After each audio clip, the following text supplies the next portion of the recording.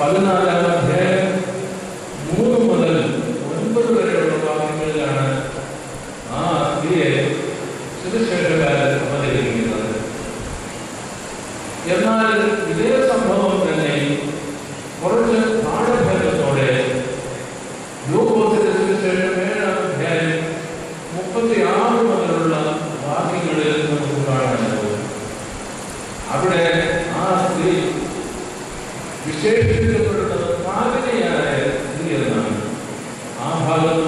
അവരുടെ പേര് പറയുന്നില്ല.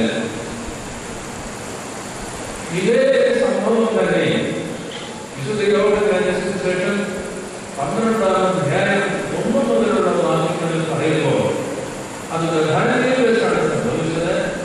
എന്നാൽ അത് ലാസറിന്റെ ഭവനത്തിൽ വെച്ചാണ്. ലാസറിന്റെ ഭവനത്തിൽ വെച്ച് യേശു തമ്പുരാൻ തൈലം കൊണ്ട് അഭിഷേകം ചെയ്യുന്നത് ലാസറിന്റെ സഹോദരിയും മാർത്തയുടെ സഹോദരിയുമായ മറിയമായിരുന്നു എന്ന് നമ്മൾ കാണുന്നുണ്ട്. അത് യോഹന്നാന്റെ സുവിശേഷത്തിലാണ് രേഖപ്പെടുത്തിയിരിക്കുന്നത്. ഞാൻ സൂചിപ്പിച്ചതുപോലെ യോഹന്നാന്റെ സുവിശേഷത്തിൽ തന്നെ 8-ാം അധ്യായത്തിൽ വേറൊരു പാപിനിയായ സ്ത്രീയുടെ കഥ പറയുന്നുണ്ട്.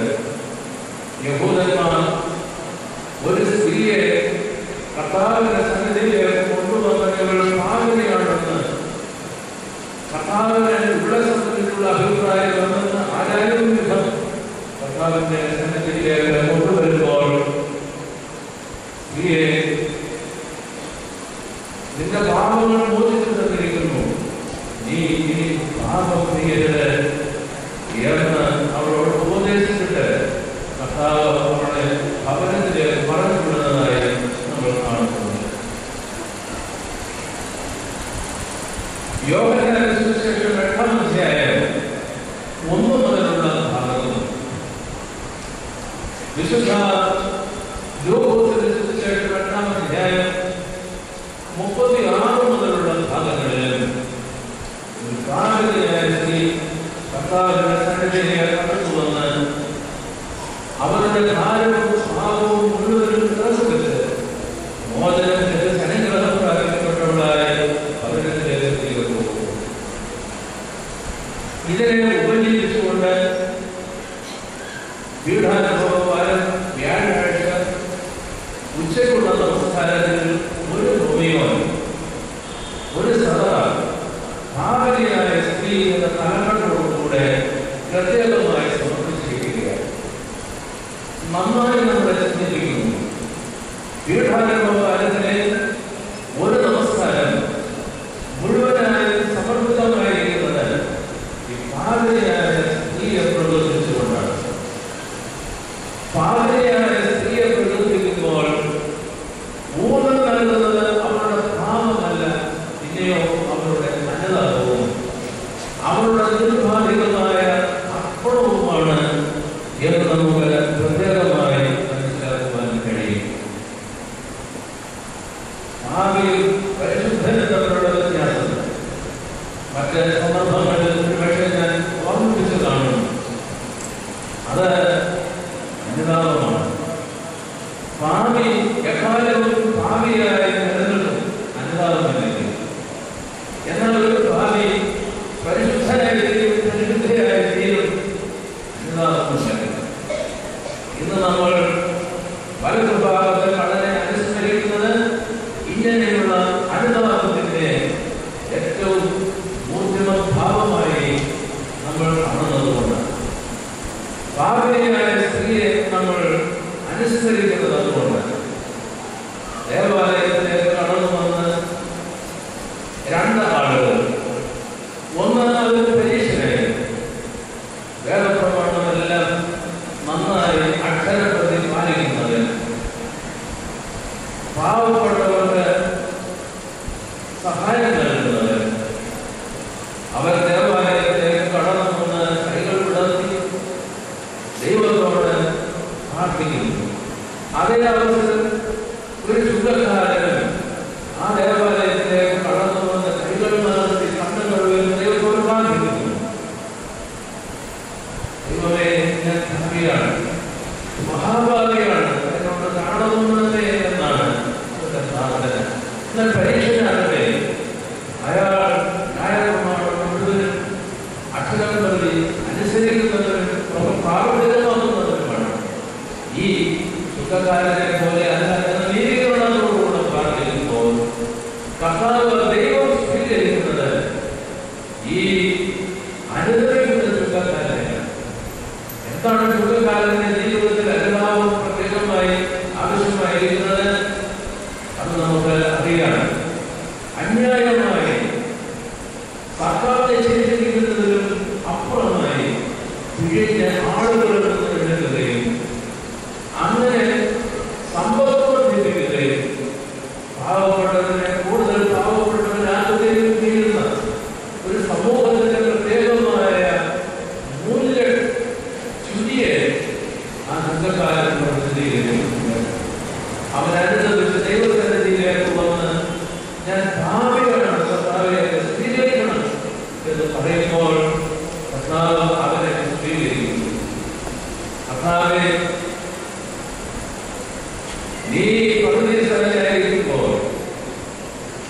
നീ ദൈവസന്നിധിയിലായിരിക്കുമ്പോ എന്നെയും ഓർക്കണം എന്ന് അനുതാപത്തോടുകൂടെ പറയുന്ന കണ്ടതാണ്.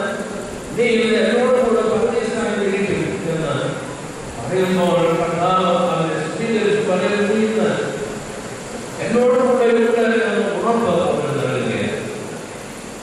അനുദപിക്കുന്ന പാപികളെ സ്വീകരിക്കുന്ന ഒരു ദൈവമാണ്. ആ ദൈവത്തിന്റെ കാണപ്പെടുന്ന രൂപമാണ് ക്രൂശിന്മേൽ നമുക്ക് വേണ്ടി യാഗമായി ഹോമിക്കപ്പെടുന്നതായ യേശു. പാപിനിയായ സ്ത്രീ നമുക്ക് നൽകുന്ന ചില പാഠങ്ങളുണ്ട്.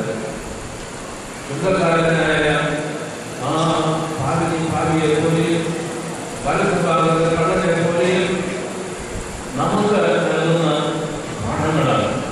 ഞാൻ സൂചിപ്പിച്ചതുപോലെ ഒരു ഭാവിയും പരിശുദ്ധനും തമ്മിലുള്ള വ്യത്യാസം അയാൾ അനുദപിക്കുന്ന ആളാകുന്നു എന്നുള്ളത് ഞാൻ പറഞ്ഞു വരുന്നു. ഈ അനുദപിക്കുന്ന ഒരു വ്യക്തിയുടെ ജീവിതത്തിൽ പ്രകാശിച്ചു നിൽക്കുന്ന 3-4 ഗുണങ്ങൾ ആ പാപിനിയായ സ്ത്രീയെ ലൂക്കോസ് 7-ാം അധ്യായം 36 മുതൽ 50 വരെയുള്ള വാക്യങ്ങളിൽ ആവിഷ്കരിക്കുമ്പോൾ നമ്മുടെ മുമ്പിൽ പ്രത്യേകമായി കുറിച്ചു വെക്കുവാൻ അവതരിപ്പിക്കുന്നു.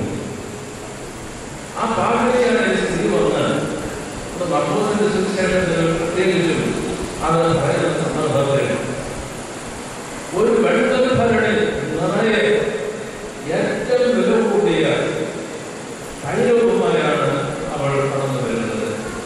സാധാരണയായി യഹൂദന്മാർ അവരുടെ ഭവനത്തിൽ ഒരു വിശേഷാതിഥി വരുമ്പോൾ അവർ സൂക്ഷിച്ചു വെച്ചിരിക്കുന്ന വെള്ളൽ ഭരണിയിലെ തൈലമെടുത്ത് അതിൽ 2 തുള്ളി ആ അതിഥിയുടെ മേൽ ബഹുമാനാർത്ഥം അഴിക്കും. അതൊരു വിശേഷാതിഥിക്ക് ഒരു ഭവനം നൽകുന്ന ആതിഥ്യ മര്യാദയായി യഹൂദന്മാർക്കിടയിലുണ്ട്. ഇവൾ വേറൊരു വ്യത്യാസമാണ് കാണുന്നത്. മർക്കോസിന്റെ സുവിശേഷത്തിലും ലൂക്കോസിന്റെ സുവിശേഷത്തിലും. മർക്കോസിന്റെ സുവിശേഷത്തിൽ അനുസരിച്ച് 14-ാം അധ്യായപ്രകാരം കർത്താവ് കുഷ്ഠരോഗിയായ ശീമോന്റെ ഭവനത്തിൽ അതിഥിയായിരുന്ന സന്ദർഭത്തിൽ അവൾ ആ വീട്ടിൽ തന്നെയല്ല, വേറൊരു ഭവനക്കാരനാണ്. അവിടെ യേശുവിന്റെ മാമൂമ്മ എന്നറിഞ്ഞിട്ട് ആ ശീമോൻ ചെയ്തതിലും അധികമായ ആദ്യത്തെ മര്യാദ അവൾ കാട്ടുകയാണ്. ആ ആദ്യത്തെ മര്യാദ അനുസരിച്ച് 2 തുള്ളിയോ 3 തുള്ളിയോ പറഞ്ഞാൽ മതി. പക്ഷേ അവിടെ നമ്മൾ കാണുന്നത് ആ വെള്ളൽ ഭരണി മുഴുവനുമായി ഉടച്ച് അത് മുഴുവനും അവരുടെ തലയിൽ ഒഴിച്ച് അഭിഷേകം ചെയ്തു എന്നാണ് അവിടെ രേഖപ്പെടുത്തുന്നത്. എന്നാൽ അവ തന്നെ അഭിഷേകിക്കുമ്പോൾ അവിടെ ഭാര്യയായ സ്ത്രീ വിശേഷിക്കുന്നു. ആ ഭവനം ശീമോന്റെ ഭവനം പേര് പറഞ്ഞ് പ്രത്യേകമായി അവിടെ പറയുന്നില്ല. എന്നാൽ ഒരു പരീക്ഷയുടെ ഭവനത്തിൽ അവനായിരിക്കുമ്പോൾ അവിടെ ഒരു കാലനെയായ സ്ത്രീ കടന്നു ചെന്ന് യേശുവിനെ ആദരിക്കുന്നു. അവളുടെ കാലത്ത് വരുന്ന അവളുടെ യേശുവിന്റെ കാലത്ത് ഒരു വെള്ളൽ ഭരണി അവിടെ അതേ വാക്കുകൾ ഉപയോഗിച്ചുകൊണ്ട് അത് മുഴുവനും യേശുവിന്റെ ഭാഗത്തിൽ പകർന്ന് യേശുവിനെ ആദരിക്കുന്നതായി കാണുന്നുണ്ട്. വിശുദ്ധ മർക്കോസിന്റെ സുവിശേഷത്തിൽ പ്രത്യേകമായി രേഖപ്പെടുത്തുന്ന ഒരു കാര്യം കൂടെയുണ്ട്. പലരും പറഞ്ഞു ഇതെന്ത് ദുഷ്ടമാണ്, ഇതിന്റെ ആവശ്യം എന്താണെന്ന് പറയുന്ന സന്ദർഭത്തിൽ കർത്താവ് അവരോട് പറയുകയാണ്, അങ്ങനെയല്ല, ഇവൾ ആവത് ചെയ്തു ആവുന്നതിനും അപ്പുറം ചെയ്തു എന്നാണ് അതിന്റെ ഗതികൾ. അവൾ സംസ്കാരത്തിനായി മുൻകൂട്ടി ചെയ്തിരിക്കുന്നു എന്നാണ് പറയുന്നത്. യേശുക്രിസ്തുവിന്റെ ക്രൂശാരോഹണ പെരുന്നാളിൽ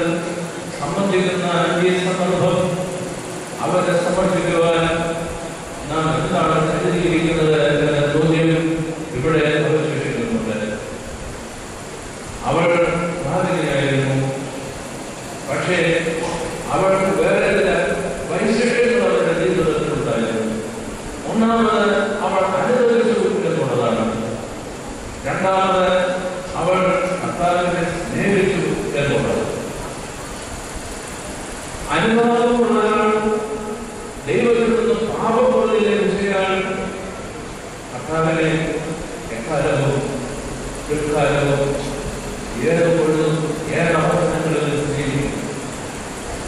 നിരുപാധികമായ സ്നേഹത്തിൽ അതിന്റെ ധാരാളത്വമാണ്, സ്നേഹത്തിന്റെ ധാരാളത്വമാണ് നമുക്ക് ഈ ശിവന്റെ ഭവനത്തിൽ അല്ലെങ്കിൽ ഗണേശന്റെ ഭവനത്തിൽ വെച്ച് ആ ഭാഗത്തിന്റെ ഈ ഒരു വലിയ കർമ്മത്തിലൂടെ നമുക്ക് കാണാനാവുക. സ്നേഹത്തിന് അളവറിയില്ലാത്ത സ്നേഹമെന്ന് നമ്മൾ വിശേഷണമായി പറയുന്നു. മറ്റൊന്നും തന്നെ മാറ്റി വയ്ക്കുന്നില്ല, എല്ലാം സമ്പൂർണ്ണമായ സമർപ്പിക്കുകയാണ് സ്നേഹം. നമ്മൾ കേട്ടിട്ടുള്ളതുപോലെ ഒരു അമ്മ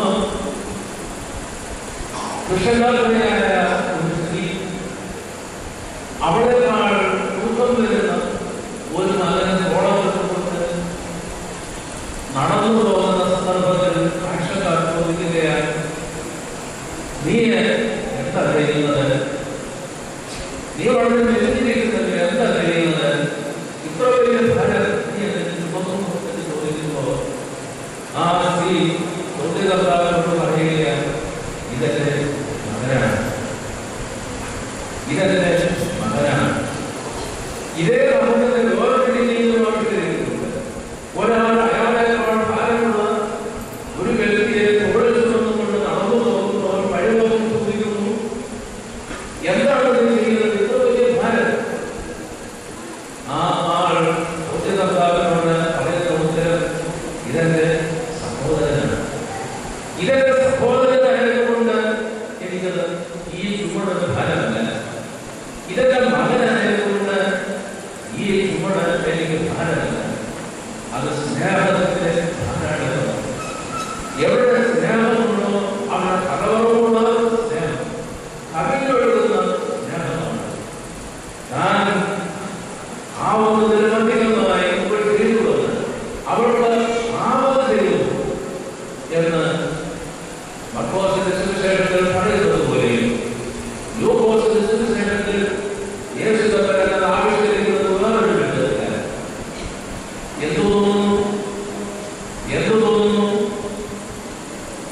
ഒരാൾക്ക് 2 കടഭാഗമുണ്ടായിരുന്നു, ഒരാൾ 50 കടമാണ് കടം കൊടുക്കാനുണ്ടായിരുന്നത്, വേറൊരാൾ 500 കടമാണ് കടം കൊടുക്കാനുണ്ടായിരുന്നത്. യേശു ചോദിക്കുകയാണ്, എന്തു തോന്നുന്നു? ഈ കടം കൊടുത്തയാൾ 2 പേർക്ക് വിളച്ചു കൊടുക്കുകയാണ്. 50 വാങ്ങിയവരെ വിളച്ചു കൊടുത്തു, 500 വാങ്ങിയവരെ വിളച്ചു കൊടുത്തു. നിനക്ക് എന്തു തോന്നുന്നു? അവരിൽ അവരെ അധികം സ്നേഹിക്കും. ഇത്തരം അധികം വിളച്ചു കിട്ടിയ ആളുകളെ അവരെ അധികം സ്നേഹിക്കും എന്ന ഉത്തരമായി പറയുകയാണ്. അത് എല്ലാവർക്കും അറിയാവുന്നതാണ്. ആരധികം സ്നേഹിക്കും, ആരാണോ അധികം വിളച്ചു കിട്ടിയത് അവർ അധികം, ആരാണോ ആ വിളച്ചു കൊടുത്തയാൾ അയാളെ സ്നേഹിക്കും. ആപത്തിൽ നിന്ന് വിടുതൽ ലഭിച്ചുവെന്ന് ബോധ്യമുള്ള ആൾ തന്റെ വീണ്ടെടുപ്പുകാരനെ അധികമായി കളവറകൂടാതെ സ്നേഹിക്കുമെന്ന് കർത്താവ് നമ്മളെ പഠിപ്പിക്കുകയാണ്. ഇത് പറഞ്ഞിട്ട് കർത്താവ് ആ ഭാഗത്തിനായ സ്ത്രീയെ സംബന്ധിച്ച് ലൂക്കോസിന് ശേഷം 7-ാം അധ്യായം 47-ാം ഭാഗത്തിൽ ഇങ്ങനെ പറയുന്നു, ആകയാൽ ഇവരുടെ അനേകമായ ഭാഗങ്ങൾ മോചിപ്പിക്കുന്നുവെന്ന് ഞാൻ നിന്നോട് പറയുന്നു. അവൾ വളരെ സ്നേഹിച്ചു. അവിടെ ഈ പരീക്ഷൻ ശീമോനാണെന്നാണ് രേഖപ്പെടുത്തിയിരിക്കുന്നത്. ശീമോനെ തോന്നുന്നു ആരാണ് കൂടുതൽ സ്നേഹിക്കുന്നത്, ആരാണോ ഏറ്റവും വിളച്ചു കിട്ടിയത് എന്ന് വിചാരിക്കുന്നത് ആ ആൾ അധികമായി സ്നേഹിക്കും. ഇവർ എന്നെ വളരെ സ്നേഹിച്ചുവല്ലോ എന്നാണ് പറഞ്ഞിരിക്കുന്നത്. അവൾ വളരെ സ്നേഹിച്ചുവല്ലോ എന്ന് പ്രത്യേകമായി രേഖപ്പെടുത്തിയിരിക്കുന്നു. അവളോട് പറയുന്നു, നിന്റെ പാപങ്ങൾ മോചിപ്പിച്ചിരിക്കുന്നു, നിന്റെ വിശ്വാസത്തെ രക്ഷിച്ചിരിക്കുന്നു, സമാധാനത്തോടെ പോകാം എന്ന് പറയുകയാണ്. യേശു കൊടുത്തതിന്റെ ക്രൂസിൽ ചുവട്ടിലിരുന്നുകൊണ്ട് അവന്റെ തിരുമുഖത്തെ നോക്കി അവന്റെ പാദത്തിൽ വീഴുന്ന കൽപ്പുള്ളികൾ കണ്ടു ഹൃദയം കുറുകി ദൈവത്തോട് അനുതാപത്തോട് നമുക്ക് പ്രാർത്ഥിക്കുവാൻ ഈ ഭാഗിനിയായ സ്ത്രീ ഒരു മാതൃകയാണ്. ആ പാപം വധിച്ചു കിട്ടിയ മാതൃകയാണ്. സുഖകാരൻ ഭാഗിനിയായ ആ വ്യക്തി മാതൃകയാണ് സുവിശേഷം നമ്മളെ പഠിപ്പിക്കുകയാണ്. ഞാൻ പ്രതിഷേധത്തിന്റെ ആരംഭത്തിൽ സൂചിപ്പിച്ചതുപോലെ ഇതൊരു വൃദ്ധയാത്രയാണ്. ഈ അവസരം മോശന്റെ ചുവട്ടിൽനിന്ന് ധ്യാനിക്കുന്ന സന്ദർഭത്തിൽ ജോൺ ബെന്യമിന്റെ പ്രസിദ്ധമായ പുസ്തകം The Pilgrim's Progress പരദേശി മോക്ഷയാത്ര എന്ന് പറയുന്നത് എന്നാൽ പരാമർശിക്കാതിരിക്കുവാനും കഴിയുകയില്ല. The Pilgrim's Progress ഒരു തീർത്ഥയാത്രയിൽ ആ മുൻപോട്ടുള്ള പുരോഗതിയായ യാത്രയിലുള്ള പുരോഗതി. John banyan The Pilgrim's Progress എന്ന പുസ്തകം എഴുതുന്നത് 2-3-4 നൂറ്റാണ്ടുകൾക്ക് മുമ്പ് ഇംഗ്ലീഷ് ആംഗ്ല ഭാഷയിലെ സുന്ദരമായ ഒരു സാഹിത്യ സൃഷ്ടിയായി എല്ലാവരും പരിഗണിക്കുന്നതാണ് ഈ പരദേശ മലയാളത്തിൽ വിവർത്തനം ചെയ്തിരിക്കുന്ന ഇംഗ്ലീഷിലെ ഒരാൾ ആ പുസ്തകത്തിന്റെ ആമുഖം ആരംഭിക്കുന്ന സന്ദർഭം ഒരാളുടെ ചിത്രം നമുക്ക് കാണാൻ കഴിയും. അയാളുടെ വേറെ പുസ്തകമുണ്ട്. അത് നിവർത്തി അയാൾ കണ്ണു വായിക്കുകയാണ്, സുവിശേഷം വായിച്ചുകൊണ്ടിരിക്കുന്നു. എന്നാൽ അയാളുടെ മുഖത്ത് അല്പം മുങ്ങിയിട്ടുണ്ട്. മുതലിൽ അയാൾ ചുമക്കുന്നതിന് അധികം അയാളുടെ ശേഷിയിലും അധികം അയാളുടെ മുതലിൽ ഭാരമുണ്ട്, ഒരു ഭാരമുണ്ട്. അതുകൊണ്ട് അയാളുടെ മുതൽ നമ്മെ കുഴിഞ്ഞിരിക്കുന്നു. എങ്കിലും അയാൾ സുവിശേഷത്തിൽ വായിക്കുകയാണ്. മുതലിലെ ഭാരം കൊണ്ട് അയാളുടെ മുഖം വേദനപ്പെടുന്നതായി നമുക്ക് മനസ്സിലാകും. എന്നാൽ സുവിശേഷത്തിൽ നിന്ന് ഒരു പുതിയ പ്രത്യാശയുടെ ജീവിതത്തിൽ ലഭിക്കുന്നുണ്ട്. അയാൾ ഭാര്യയോടും കുഞ്ഞുങ്ങളോടും യാത്ര പറഞ്ഞ് അയാളുള്ള വലിയ സമ്പത്തിനോട് വിട പറഞ്ഞ് വഴിയിലിറങ്ങി അയാളുടെ അന്വേഷിക്കായി പൂർത്തിയാക്കുന്നതിനായി സുവിശേഷം കയ്യിൽ പിടിച്ചുകൊണ്ട് മുതൽ വല്ലാതെ വളർന്ന് മുതലെ ഭാരം ഏറ്റുകൊണ്ട് അയാൾ നടത്തുന്നു. ഇത് നമ്മളുടെ ഒരു ചിത്രം പോലെയാണ്, എന്റെ ചിത്രം പോലെയാണ്, നമ്മളുടെ ഏവരുടെയും ചിത്രം പോലെയാണ്. നമ്മളുടെ മുമ്പിൽ സുവിശേഷമുണ്ട്. രാവിലെ വൈകുന്നേരമുള്ള സുവിശേഷം വായനയുണ്ട്, വേദപുസ്തക പഠനമുണ്ട്, കൂട്ടായ്മകളുണ്ട്.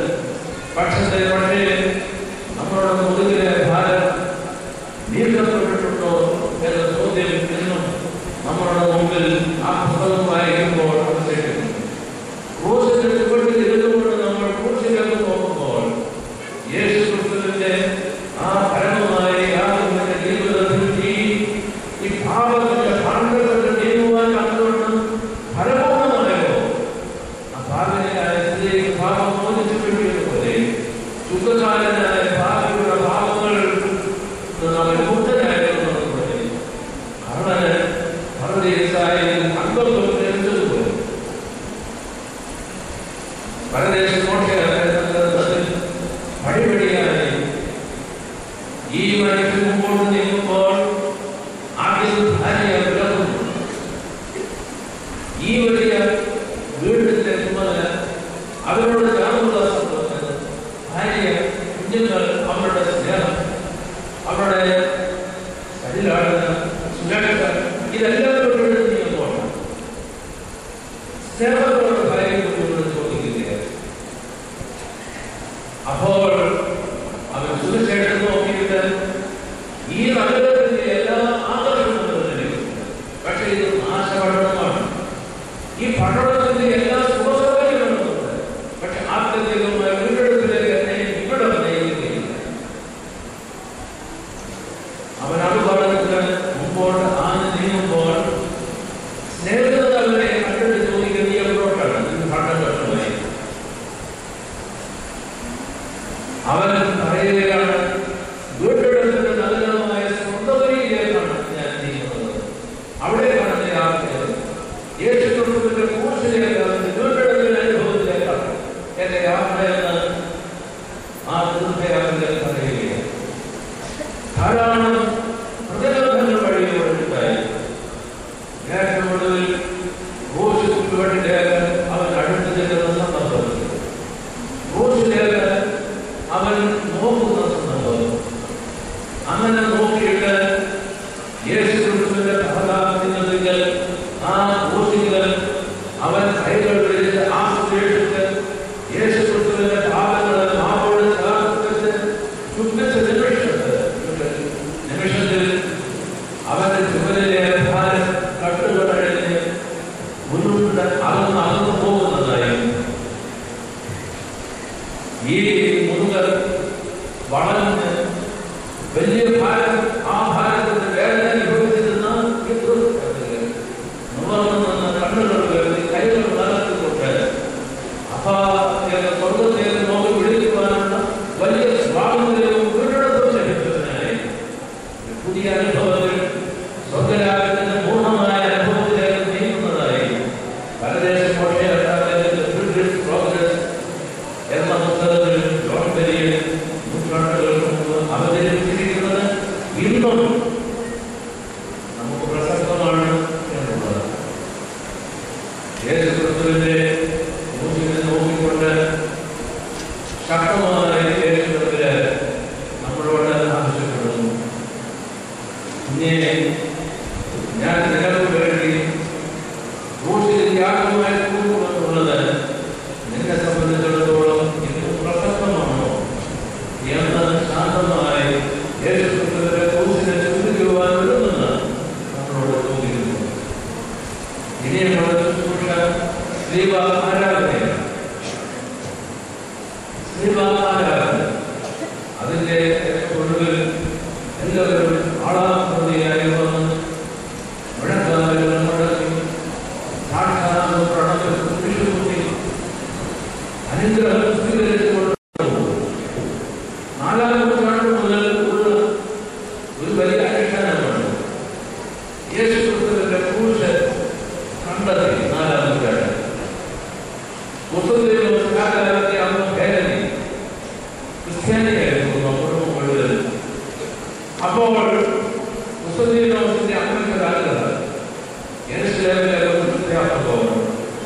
അവിടെ വന്നു ഏതാണ്ട് 4-ാം നൂറ്റാണ്ടിന്റെ പകുതിയോടെ അവിടെ വന്ന് പഴയകാലം യേശു ക്രിസ്തുവിനെ ക്രൂശിച്ച സ്ഥലം ഏതായി തലമുറയായി കിട്ടിയ പാരമ്പര്യം അറിയാവുന്ന നാട്ടുകാർ അറിയാവുന്ന ആളുകൾ അവരോട് പറഞ്ഞു ആ ഗോകുൽക്കാലം നാട്ടിയ സ്ഥലം അവിടെ ചെന്ന്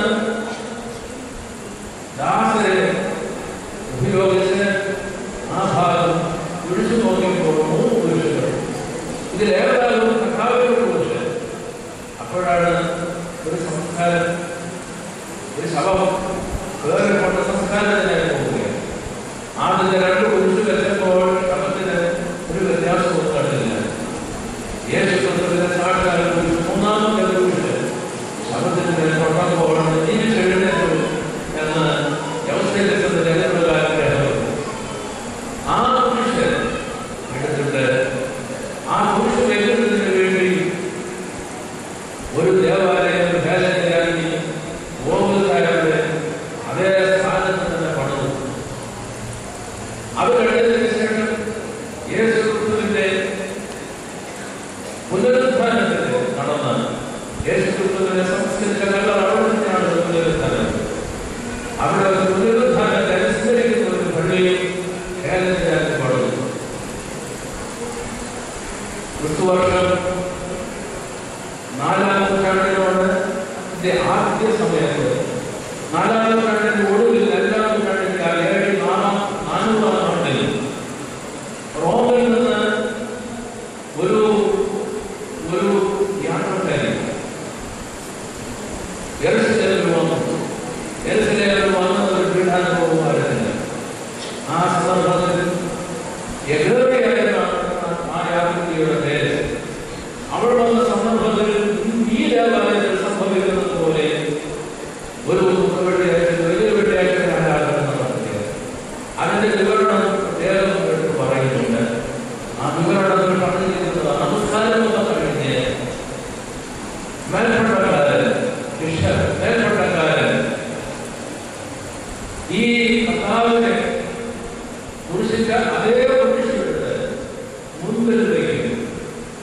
ഷമ്മാസന്മാർ കാവൽ നിൽക്കും.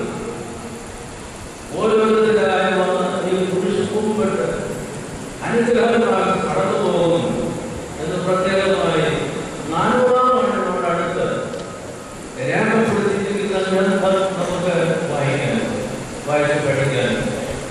ഇത് ഞാൻ സൂചിപ്പിക്കുന്നത് ഇന്ന് നമ്മൾ നടത്തുന്ന ഊഷ്മന്ദനവ് ദൈവ ആരാധന അത് ഏതാണ്ട് 16-17 നൂറ്റാണ്ടിന്റെ പഴക്കമുണ്ട് എന്ന് പ്രത്യേകമായി ശ്രദ്ധയിൽ കൊണ്ടുവരുവാനായി യേശു ക്രിസ്തുവിന്റെ ക്രൂശിലേക്ക് വന്ന് സാക്ഷാൽ പ്രണയിച്ച് അത് ചിന്തിക്കുമ്പോൾ നമ്മുടെ ആണ്ടകട്ട് അഴിഞ്ഞു പോകുന്നത് അത് അഴിഞ്ഞു പോകട്ടെ എന്നത് ശീലങ്ങളുണ്ട്, ദുർവൃത്തികളുണ്ട്, തെറ്റായ കൂട്ടുകെട്ടുകളുണ്ട്, ജീവിതത്തിന്റെ തിന്മയുള്ള സാഹചര്യങ്ങളും അതിന്റെ ചുറ്റുവട്ടങ്ങളും